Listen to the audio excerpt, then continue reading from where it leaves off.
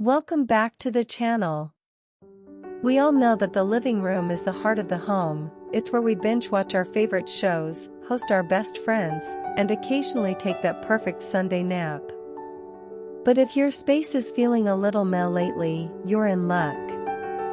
Today, we're breaking down beautiful living room designs and decorating ideas you need to copy right now. We aren't just looking at pretty pictures, we're looking at the why behind the design so you can recreate these looks on any budget. Let's jump in. The biggest mistake people make is buying everything in the same fabric. To get that designer look, you need to copy the texture overlap. The base, start with a large jute or wool rug. The layer, add a smaller, plush rug on top for warmth. The contrast, if you have a leather sofa, toss on a chunky knit throw. If you have a fabric sofa, go with silk or velvet pillows. Mixing materials like wood, metal, and textile creates visual depth that makes a room feel finished rather than just furnished. Stop using the big light. Overhead lighting is often too harsh. The rooms you see on Pinterest look expensive because of layered lighting. You want at least 3 sources of light in your living room. Ambient, your general ceiling light, keep it dimmed.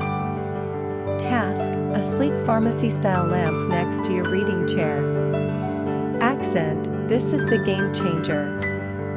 Use LED strip lights behind the TV or battery-operated sconces above your artwork.